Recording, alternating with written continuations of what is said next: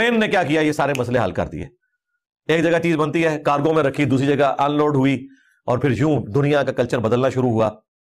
اور دیکھیں کمال ہے، ہم نے تو سکون سے نہیں گوروں کو رہنے دیا. سب کانٹیننٹ میں 90 سال انہوں نے سمجھ لیں ایک نیزے کی نوک پہ گزارے، 1857 سے لے کر 1947 تک 90 سال بنتے ہیں نا. اس میں کتنی جگہ ان کو لڑائیاں اور فساد اور دنگے اور پروٹیسٹ، ان 90 سالوں کے اندر انہوں نے پورے سب کانٹیننٹ میں ریلوے کی پٹریاں بچھا دی ہیں. آج تک وہی ٹریک یوز ہو رہے ہیں. پٹری ہم کبھی کبھار چینج کر لیتے ہیں، سلیپرز بھی چینج کرتے ہیں، ٹریک وہی ہیں جو ٹریک بنا دیے میں.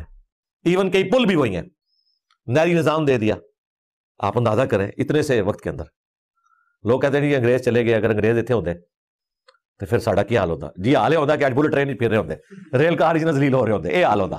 ناظرین، آپ نے مرزے کی گفتگو سن لی. اندازہ کریں قرآن کی تفسیر کے نام پر مرزا جیلمی نوجوانوں کے ذہن کو کس طرح خراب کر رہا ہے. مرزے کی گفتگو کا حاصل یہ ہے کہ مسلمانوں سے یہ شکوہ کر رہا ہے کہ انگریز کو یہاں بر صغیر میں سکون سے رہنے نہیں دیا، اور انگریزوں کے احسانات کو کتنا بڑھا چڑھا کر پیش کر رہا ہے. اس گفتگو میں مرزے کی شدت سے یہ خواہش ظاہر ہوتی ہے کہ انگریز یہاں سے نہ جاتا بلکہ یہیں رہ جاتا.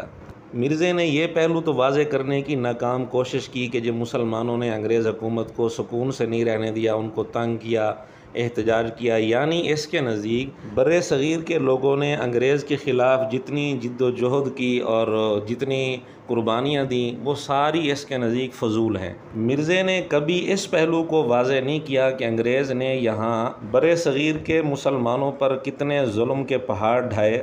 کبھی اس کی تفصیل مرزے نے بیان نہیں کی، اور انگریز بر صغیر میں کیا کرنے آیا تھا اس پہلو کو کبھی مرزے نے اجاگر نہیں کیا.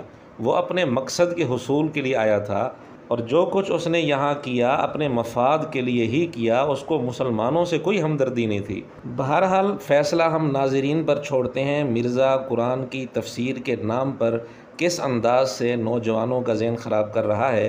بڑا مرزا یعنی مرزا غلام قادیانی دجال کا بھی یہی حربہ تھا. اس نے بھی اسی طرح کی باتیں کی تھیں اور انگریز کی اسی طرح کی خوشامد کی تھی جس طرح چھوٹا مرزا خوشامد کر رہا ہے.